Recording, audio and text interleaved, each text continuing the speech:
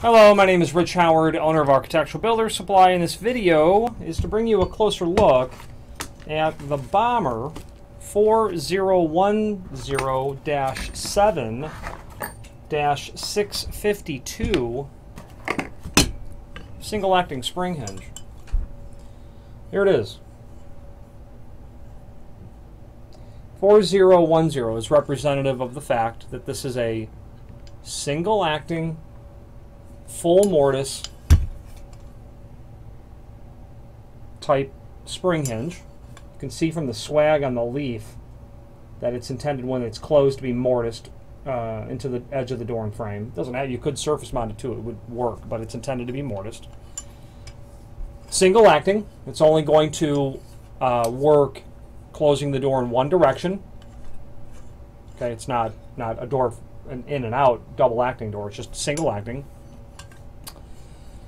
The 7 is a reference to the size, and the size with Bommer, many Bommer things, is a reference to how thick of a door it can handle. So 7-inch is the overall height of a hinge leaf. 7-inch is also a direct relationship to the range of door thickness that this hinge can handle, and that would be from 1 3/8 to 2-inch. Sure, you could install it on a thicker door, it would still go on, but it's intended for doors 1 3/8 to 2-inch. Any smaller than 1 3/8, and you simply won't get your screws attached to the door. The center spacing on your screw holes will be too small to realistically get it on the door. The hinge has an overall height of just under 8-inch, and that link to the cut sheet will show you all of the important dimensions, so I'm not going to beleaguer them here because they're there. Below this video is a guide to the width, to the height range that this hinge is engineered for. You can see that if you're up to 130 pounds, 2 hinges is what's recommended, and up to 175 pounds, 3 hinges is what's recommended. You know, maximum door width, okay, 3'6" for 2 and 4'6" for 3 hinges. I'm a fan of all spring hinges, whether or not you need 2 or 3, because, and they're not inexpensive, so take this with a grain of salt. They're not inexpensive. The problem is you can't mix this hinge with another hinge, because the axis of pivoting, of course, would have to be all the same on your spring hinges. So this won't mix and match real well. And if your door is on the borderline of the guidelines for weight, width, etc., I would opt to be cautious, only because while in my opinion Bommer items they're over-engineered, they're really good quality products, but in my opinion, if you've got 3 hinges doing the job where you might get away with 2, you know, each of those hinges are going to share the load much better.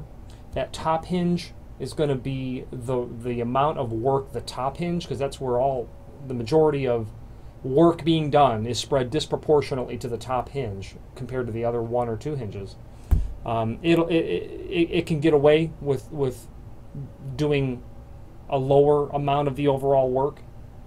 Okay, not that it happens or not that it's an issue, but if the spring on this was overset and the door was open, if the spring were to snap, and that's not an issue, it doesn't really happen, although it has happened. But you know, I think the last time a client called and said they snapped the spring, they said, I cranked it like 10 times. I'm like, okay, it's going to break as soon as you open the door.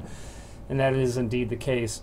Also, though, however, and it might be a little counterintuitive, but I find that when there's 3 spring hinges on a typical 7-foot door, there's better latching in the last 10 degree of the opening. You know, there's more like torque. You know, it's you know, I'm not an engineer and I don't, you know, design hinges, but it seems I get a better latching condition, or a better percentage of latching the door without cranking the springs so high that the door really has got to get some inertia behind it to get the door latched and closed and latched. So that's just a field experience that I'm relaying to you. However, the other side of the coin is you can go with the you know, the lower quantity of hinges and then add an additional one hinge if you find out that it's necessary. There's also a link below this video to the instructions, and that is going to show you how to set the tension. You know, it shows you its relationship on the door and frame as well. But setting the tension is really easy. Basically, and there's typically more than necessary, but you'll get a tension rod. That tension rod, and of course this hinge is non-handed. It can work for a right-hand door or it can work for a left-hand door. Doesn't matter. You set the tension by only turning the tension collar clockwise. Only turning it clockwise. So you're going to set it this way. As you can see, when I do that, I reveal that additional hole. You know, and another one too. You then would drop into that hole a tension pin. Okay? For instance, there's 2 hinges on this order, but Bommer has a total of 5 tension pins. It's just, they're not necessary, but Bommer never, almost never, forgets to include a tension pin or rod. So you rotate the collar back with your tension rod, you insert a pin, you release, you remove your tension rod, and then you're able to crank it over again and reset your pin. That's how you set the tension on these. Yeah, sure, you could do it upside down if you want, but then reverse the direction of how you're setting the tension collar. Being a 7-inch hinge, there's a substantial spring in there, so be careful, don't hurt yourself setting the tension. Again, only clockwise. Available in different finishes by Bommer in the website, and in different, and also in very different sizes as well. 6-inch, very common. Now, where I see these hinges very often, for some reason, I don't know why, the history of it, but New York City. Fire-rated doors on floors of hotels. I see these hinges everywhere, and sure enough, this order of these 2 are going to New York City. I just saw more of this spring hinge in New York City than I've seen any other place, and I'd like to know why. Good, very good quality product by Bommer. Even better quality people to deal with, in my opinion.